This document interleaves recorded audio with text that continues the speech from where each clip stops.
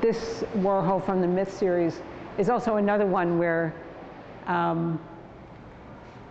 it would appeal to children because they could recognize exactly who that is, and yet it's so changed because we have how many Supermen here impose on each other, and we have a huge amount of action actually happening, and you could begin to let them, encourage them to see what was happening here with the lines. And by encourage them, I would never say what's happening down here, but their eye will roam around that, and they'll begin to see that there are these lines. Well, what do those lines represent? Why are they there? Why does this piece seem to be jumping off the wall?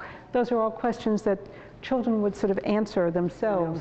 I never ask them pointed questions unless I'm having a very hard time.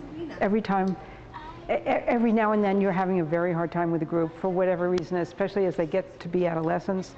They pull back, they're much less likely to want to interact, they're less giving, and sometimes you do ask them pointed questions, but it's not where visual thinking strategy goes.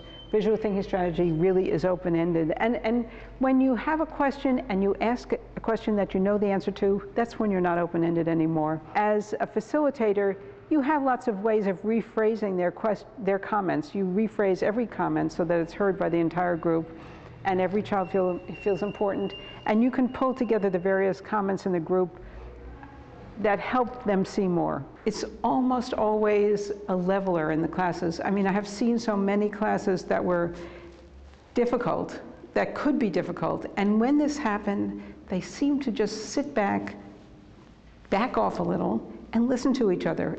Philip, Yenuine, and Abigail Housen have proved that with national studies and international studies over and over again, that if you give children the basic tools, they will learn a much greater, develop a much greater capacity for learning about art than if you try to teach them the facts, which they forget. They just forget. They don't hold on to them. It doesn't mean anything to them. It truly doesn't.